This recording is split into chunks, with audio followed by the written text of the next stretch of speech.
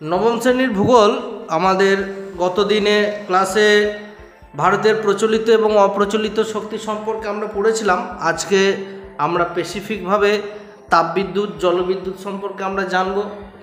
তা কোন কোন জায়গাগুলোয় তাপবিদ্যুৎ কেন্দ্র রয়েছে ভারতবর্ষে এবং কত পরিমাণে তাপবিদ্যুৎ উৎপন্ন হচ্ছে, এই সমস্ত তথ্যগুলো আমরা কিন্তু জানবো। মন দিয়ে শুনবে, জায়গাগুলো আমি তথ্যগুলো বলে দিই। দেখো, ভারতে সাধারণত নিম্নমানের কয়লা লিগনাইট পুড়িয়ে তাপবিদ্যুৎ উৎপাদন করা হয়। ভারতের কয়লা সমৃদ্ধ পূর্বাঞ্চলে তাপবিদ্যুৎ কেন্দ্রের সংখ্যা দেশের অন্যতম অংশের তুলনায় বেশি। মানে পূর্বাংশে মানে কোনগুলো? আমাদের পশ্চিমবঙ্গের বিভিন্ন রানীগঞ্জ, এই সমস্ত জায়গা এবং দুর্গাপুর বিশেষ করে তাপবিদ্যুৎ কেন্দ্রের জন্য বিখ্যাত। তাপবিদ্যুৎ উৎপাদন ক্ষমতাগত 2013-14 সালে ভারতের তাপবিদ্যুৎ কেন্দ্রগুলি মোট উৎপাদন ক্ষমতা ছিল 1,59,794 মেগাওয়াট, যা ছিল ওই বছরের ভারতের মোট বিদ্যুৎ উৎপাদনের 59%। তাহলে এইটা হচ্ছে নতুন একটা ইনফরমেশন। আর একটা জিনিস বলি, এখানে 2013-14 সাল অনুযায়ী দেওয়া রয়েছে, কারণ এখন বর্তমানে এর পরিমাণ কিন্তু আরও বাড়তে পারে এবং কমতেও পারে যদি সেরকমভাবে উৎপাদন হয় বিদ্যুতের। ভারতে উল্লেখযোগ্য তাপবিদ্যুৎ যে কেন্দ্রগুলো রয়েছে সেগুলো কোথায় কোথায় রয়েছে নাম দেওয়া রয়েছে। দেখো, ভারতে প্রায় 90টি বৃহদায়তন তাপবিদ্যুৎ কেন্দ্র আছে। তাপবিদ্যুৎ কেন্দ্রগুলো ভারতের কোন কোন স্থানে রয়েছে? পশ্চিমবঙ্গ, দেখো ফারাক্কা, দুর্গাপুর, ব্যান্ডেল, কোলাঘাট, সাঁওতালডি, টিটাগড়, বজবজ, মেজিয়া, বক্রেশ্বর, দিশেরগড়, এই সমস্ত জায়গায়। ঝাড়খণ্ডেও রয়েছে যেমন বোকারো, চন্দ্রপুরা। বিহারে রয়েছে বারাউনি, উড়িষ্যায় এদিকে তালচের, এই সমস্ত জায়গায় রয়েছে।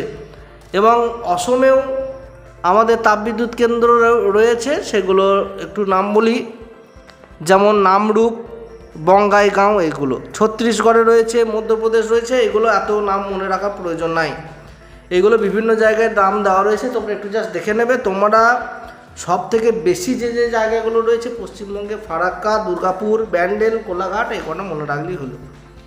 আর কোন কোন রাজ্যে আমাদের এই তাপবিদ্যুৎ কেন্দ্রগুলো রয়েছে সেগুলো একটু দেখে রাখবে, বাস। এরপরে আমরা চলে আসি জলবিদ্যুৎ।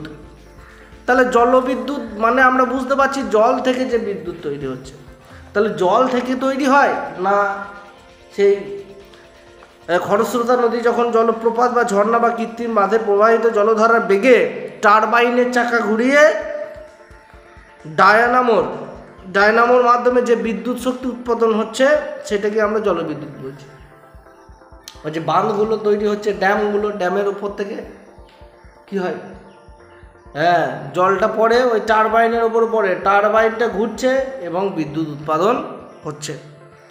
ভারতীয় উদাহরণ সহ জলবিদ্যুৎ উৎপাদনের উপযুক্ত পরিবেশ। দেখো, যে কোনো জায়গায় জলবিদ্যুৎ উৎপাদন হবে না। কেন হবে না? কেন সব জায়গায় হবে? আমাদের মেন নদী হচ্ছে, মানে আমাদের প্রথম যে এখানে পরিবেশ রয়েছে, ভৌগোলিক পরিবেশ, সেটা আমরা জানবো যে বন্ধুর ভূপ্রকৃতি এবং খরস্রোতা নদী প্রবাহ। নদীর স্পিড হতে হবে, নদীর জলের গতিবেগ বাড়াতে হবে, সারা বছর নিয়মিত জলপ্রবাহ হতে হবে। দেখা গেল এক মাস খুব জল দিল, এক মাস জল নাই নদীতে, তাহলে এক মাস লাইন থাকবে, এক মাস লাইন থাকবে না, এরকম ব্যাপার আর কি। ইলেকট্রিসিটি থাকবে এক মাস থাকবে না।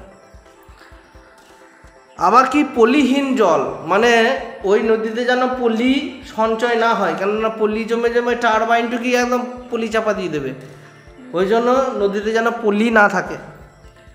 নাতি তীব্র শীত গ্রীষ্মকাল, মানে না শীত না গ্রীষ্ম, এরকম আবহাওয়া প্রয়োজন। মানে প্রচণ্ড ঠান্ডায় দেখা গেল তুমি সুন্দর করে একটা বড় বাঁধ বানিয়ে দিলে, সব জল জমে গিয়েছে, এবারে তো কি ঘুরো, সেরকম হবে না। মানে সারা বছর জল যেন থাকে। আর বনভূমির অবস্থান কিন্তু প্রয়োজন হয়, কেননা এতটা জল স্টোর করে রাখবো। আর বনভূমি থাকলে কি হয় আমরা জানি, গাছ সেই জল শোষণ করবে, ফলে একটা জলের হ্যাঁ, খামতি একটা থাকবে, মানে অর্থাৎ জলটা অতিরিক্ত বেশি বেড়ে যাবে না, বা ভূমি ক্ষয় হবে না, মাটি ক্ষয় হবে না, এইগুলো। ওই জন্য দেখবে না ড্যাম্পের চারিদিকে একটু বন জঙ্গল বেশি থাকে। এবং পাশাপাশি যদি এত বড় জলাধার থাকে, এমনি কিন্তু তোমার কি গাছপালা গজিয়ে যাবে যদি না কাটা হয়। বেশ, এইগুলো ভৌগোলিক পরিবেশ গেল। কিছু অর্থনৈতিক পরিবেশ আছে, মানে দেখো একটা বড় ড্যাম করতে গেলে আমাদের কিন্তু প্রচুর টাকা পয়সার প্রয়োজন। সেই জন্য কি হয়, ভৌগোলিক পরিবেশ ছাড়াও অর্থনৈতিক পরিবেশ দরকার, প্রচুর মূলধনের কিন্তু প্রয়োজন রয়েছে। বিদ্যুতের ব্যাপক চাহিদা আছে বলে কিন্তু আমাদের এরকম কিন্তু আমরা কিন্তু ড্যাম বানাচ্ছি। নাতির তীব্র গ্রীষ্মকাল, বেশ বিদ্যুতের ব্যাপক চাহিদা। এরপরে খনিজ তেল, কয়লা প্রভৃতি অন্যান্য শক্তি সম্পদের অভাব, উঁচু মানের প্রযুক্তিবিদ্যা, সুদক্ষ কারিগরি জ্ঞান জলবিদ্যুৎ উৎপাদনের অনুকূল পরিবেশ সৃষ্টি করে। দেখো এমন একটা লেবার দিয়ে বানালে যে একটা ভালোভাবে ঘরও তৈরি করতে পারে না, তাকে তুমি ড্যাম বানাতে যদি নাও তাহলে কিন্তু সেই থাকবে না, ড্যাম কিন্তু হবে না। অর্থাৎ সুদক্ষ শ্রমিকের কিন্তু প্রয়োজন রয়েছে।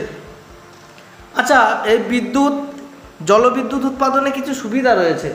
জলবিদ্যুৎ উৎপাদনে কি সুবিধা রয়েছে দেখো, জলবিদ্যুৎ উৎপাদনের প্রারম্ভিক ব্যয় খুব বেশি হলেও একবার উৎপাদন শুরু হলে জলবিদ্যুৎ উৎপাদন ব্যয় খুব কমে যায়। মানে ড্যামটা করতে যা খরচ লাগবে, একবার যদি ড্যাম হয়ে যায়, ওই ড্যামটার টাকা উঠে গেলে পরবর্তীকালে বিদ্যুৎ বিক্রি করে প্রচুর টাকা লাভ কিন্তু সরকার করে, বুঝতে পারলে? তার মানে একবারই কিন্তু প্রচুর পরিমাণে পয়সা দিতে হয় ড্যামটা বানানোর জন্য, মেশিনপত্র লাগানোর জন্য। জলবিদ্যুৎ উৎপাদনের আরেকটি কি বড় সুবিধা, যেটা হচ্ছে খনিজ তেল বা কয়লার মতো দেশের জলের সঞ্চয় কখনোই কিন্তু ফুরিয়ে যাওয়া সম্ভব থাকে না।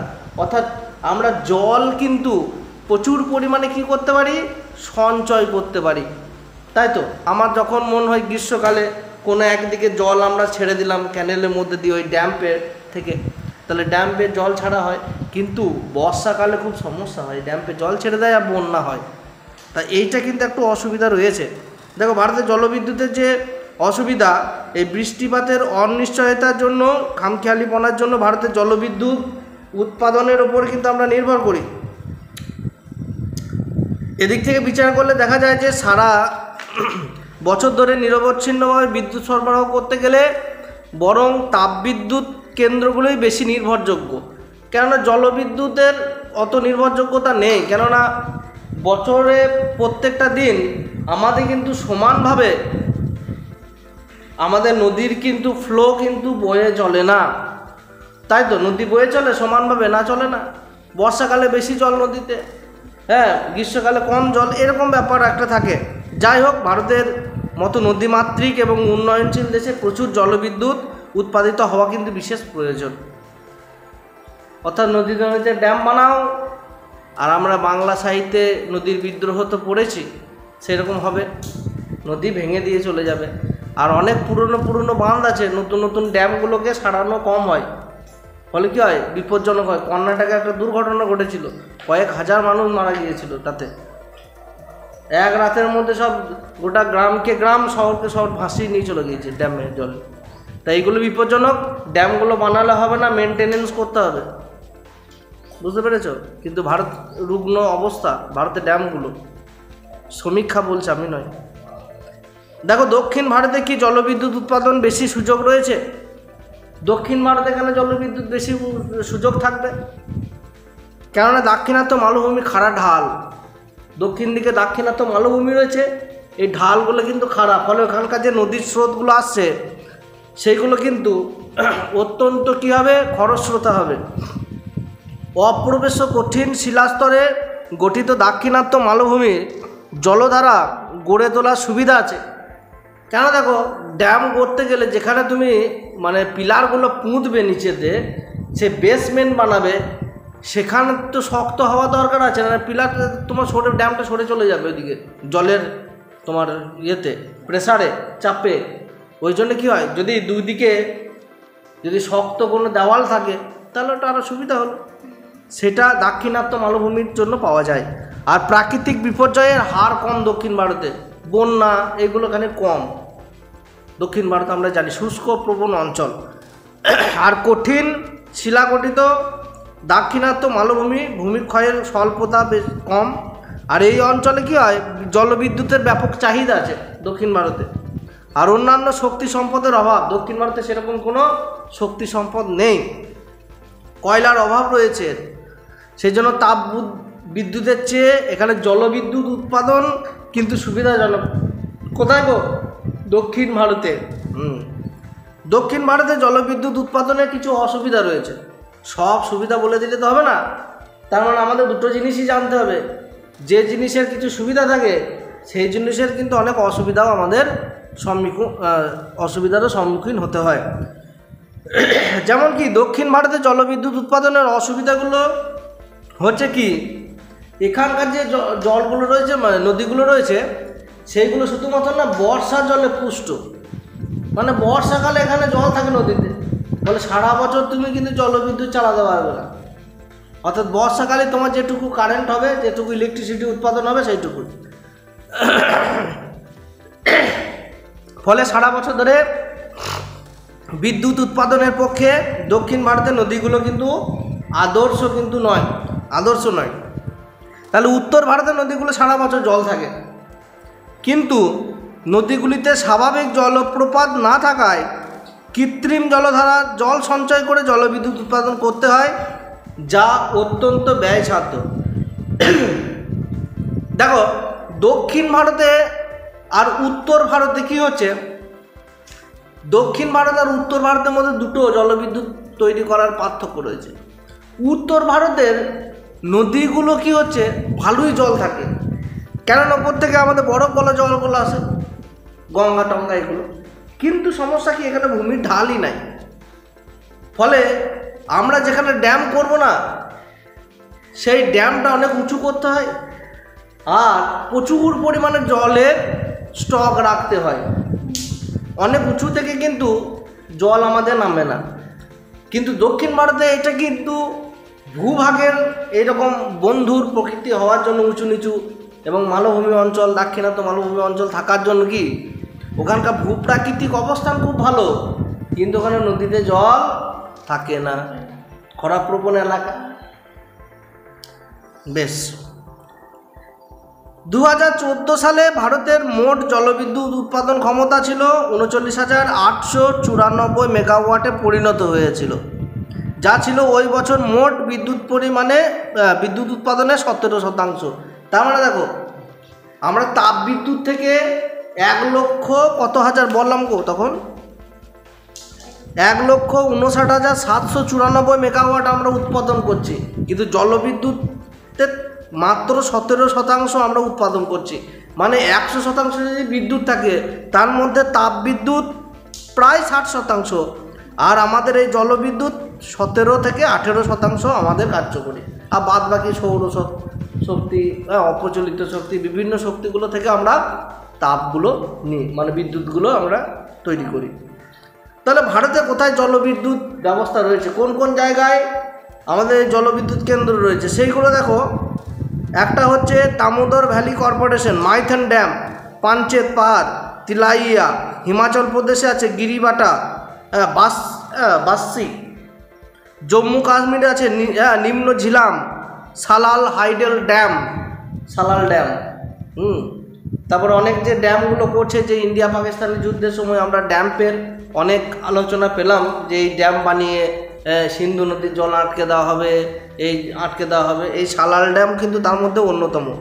রাজস্থানে রয়েছে রানা প্রতাপ সাগর, জহর সাগর। পাঞ্জাবে হচ্ছে ভাগড়া নাঙ্গাল, বিশাল বড় ড্যাম।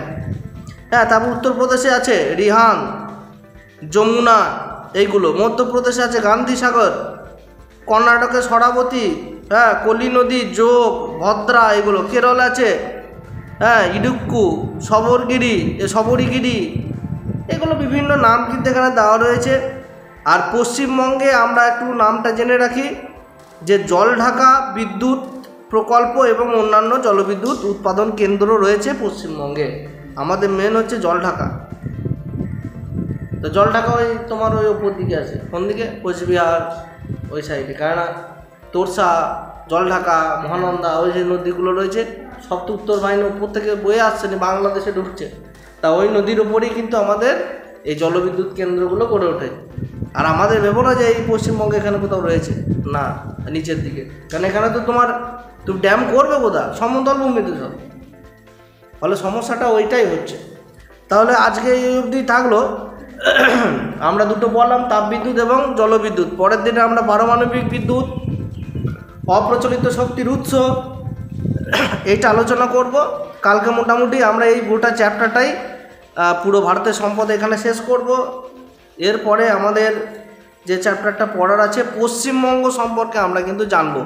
তোমাদের যদি এই ইউনিট টেস্টে থাকে তাহলে পশ্চিমবঙ্গটা পড়াবো, না হলে যেগুলো থাকবে, এবার সব স্কুলে সমানভাবে তোমাদের থাকছে না কিন্তু, হ্যাঁ, তা মোটামুটি আমাদের তো পড়াতেই হবে। তা যেগুলো রয়েছে সেগুলো আগে পড়িয়ে দিই এই ইউনিট টেস্টের জন্য, তারপর এগুলো বাকিগুলো করা হবে। চলো আজকে ভিডিওটা এই অবধিই ছিল। তোমরা চ্যানেলে নতুন হলে অবশ্যই চ্যানেলটিকে সাবস্ক্রাইব করো, পছন্দের একটি লাইক করো। ভিডিওটি দেখার জন্য তোমাদের অসংখ্য ধন্যবাদ। জয় হিন্দ, বন্দে মাতরম।